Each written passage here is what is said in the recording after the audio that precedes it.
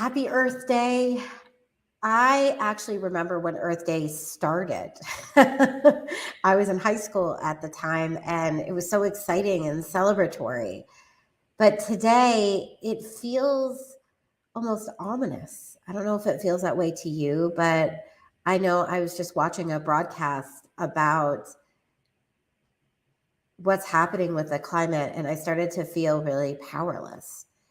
And that feeling of powerlessness around the war, around the pandemic, around the climate crisis. I looked at my phone this morning and I got a text from the Humane Society that puppies are being slaughtered. And I don't know about you, but I, as an introverted, highly sensitive entrepreneur, started to feel like I wasn't doing enough.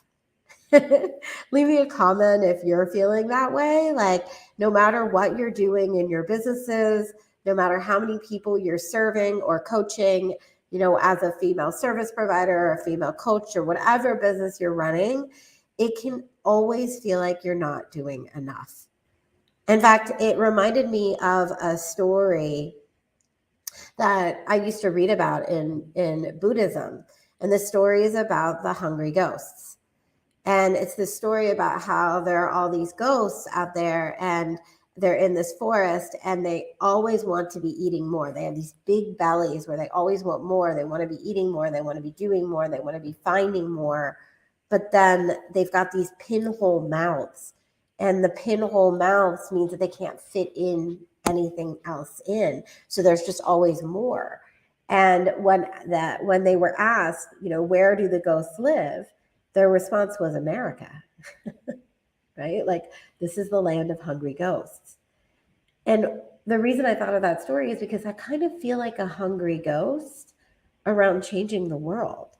It's not so much that I want more for myself, although I do. It's like I always want to be doing more, right? Every time I read the news, every time I look at a charity, it's like I want to give more money. I want to give more time. I want to be an activist. I want to get on a plane and help people. I want to be on the ground making the world a better place, and I can't.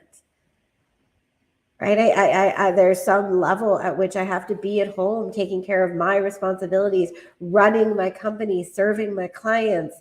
And it's like, how do you deal with both, right? What do you actually do when you feel like you want to do more for the world, but kind of feel powerless around it? What do you do when you feel like a hungry ghost? I think this is really common for those of us that are entrepreneurs who are heart-centered and sensitive and wanting to change the world. So a couple things that I have to offer you today. I don't have any solutions to this hungry ghost problem that we have as nurturing entrepreneurs, but I have some suggestions. And I think the first place is to come from a place of love, not fear. Because when we look at the news, we look at the pandemic, we look at the health crisis, we look at the climate crisis, we look at anything that needs help, there's fear that is instilled in all of us. Fear that we're never going to be able to solve the problem. Fear that it's never going to get better. Fear that we can't do anything about it. And that fear takes us to a place of powerlessness. And that place of powerlessness makes you just want to curl up on the couch and not do anything.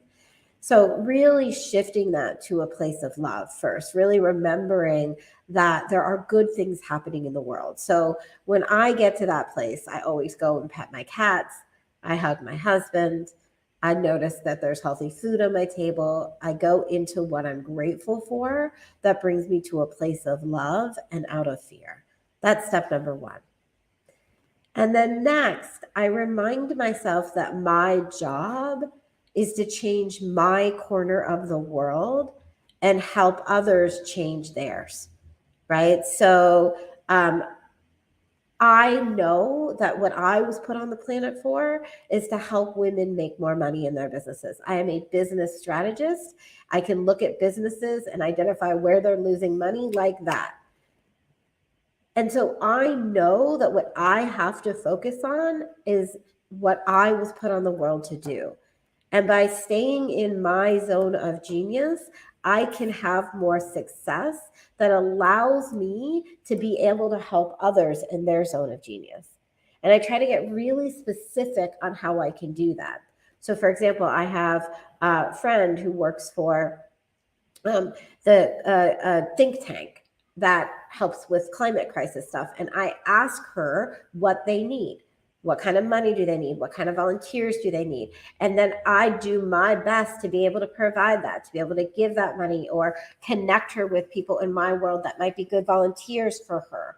So it's like constantly I'm reminding myself that my job is to change my corner of the world and help other people change their corners of the world. And when we get to that place where we're coming together to help everyone change their corner of the world, that's how we can start to feel powerful again. That's how we can start to feel like, yeah, I'm doing something to solve all these problems that are happening out in the world. I'm doing the best that I can. And that automatically takes us out of fear, because fear and action can't live in the same place, right? So if you can be in action to be changing your corner of the world and helping other people change their corners of the world, it's going to take fear out of the equation. I hope this helps. Please leave me a comment.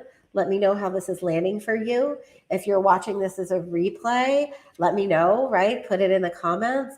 And if you feel open and willing to share this, please do. Have an amazing weekend, and I will see you soon. Bye-bye.